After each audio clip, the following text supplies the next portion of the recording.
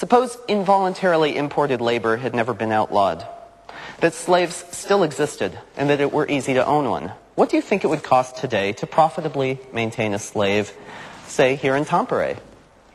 Let's see. A finished clothing set costs $50 at the very least. 2 meals from McDonald's cost about $10. The cheapest small room probably runs for about $250 a month. To function well, you have to pay for your slave's health care. If its country of origin was polluted, for example, that might run very expensively. And of course, what with child labor laws here in Finland, much of the youth market is simply not available. Now leave the same slave back at home, let's say Gabon. In Gabon, $10 pays for 2 weeks of food.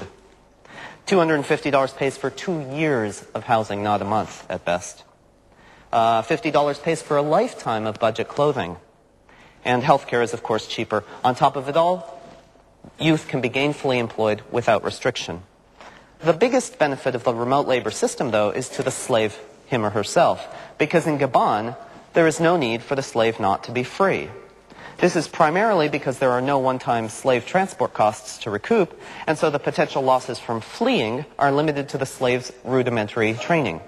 So since the slave can be free, he or she suddenly becomes a worker rather than a slave. Also terrific for morale is that slaves, workers, have the luxury of remaining in their native habitat and don't have to relocate to places where they would be subject to such unpleasantries as homesickness and racism. I think it's clear from our little thought experiment that if the North and South had simply let the market sort it out without protectionist tariffs, they would have quickly given up slavery for something more efficient anyhow. By forcing the issue, the North not only committed a terrible injustice against the freedom of the South, but also deprived slavery of its